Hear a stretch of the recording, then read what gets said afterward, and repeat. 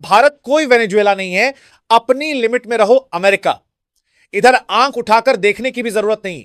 यह शब्द किसी आम मंच से नहीं बल्कि संयुक्त राष्ट्र के मंच से गूंजे थे जब विदेश मंत्री एस जयशंकर ने पूरी दुनिया के सामने अमेरिका को उसकी ही भाषा में जवाब दिया, बिना चिल्लाए, बिना धमकी दिए, लेकिन पूरे आत्मविश्वास और ठोस ताकत के साथ।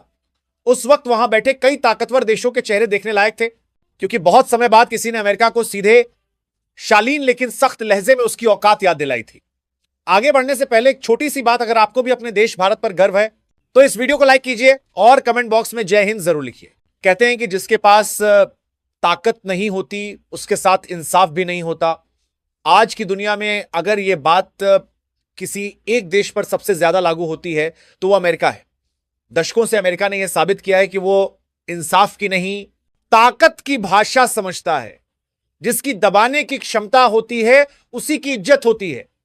लेकिन अच्छी खबर यह है कि आज भारत के पास अपनी ताकत है, अपनी सेना है, अपनी रणनीति है और सबसे बड़ी बात अपना दिमाग है। वरना अमेरिका जिस तरह से प्लानिंग करता है, जिस तरह से किसी देश को अंदर से कमजोर करने की तैयारी करता है, वो किसी भी राष्ट्र को खोखला करने के लिए काफी होती है। आज जो खबरें सामने आती हैं वे सिर्फ अमेरिका और वेनेजुएला तक सीमित नहीं है। यह कहानी भारत की उस ताकत की भी है जहां अमेरिका को बैकफुट पर जाना पड़ा।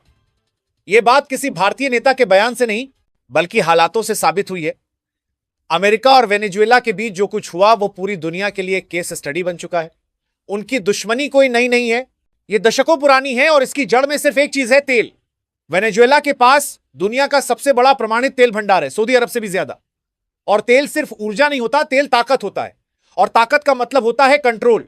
जब 2007 में वेनेजुएला ने अपने तेल उद्योग का राष्ट्रीयकरण किया और अमेरिकी कंपनियों को बाहर का रास्ता दिखाया, उसी दिन अमेरिका ने तय कर लिया कि इस देश को सबक सिखाया जाएगा।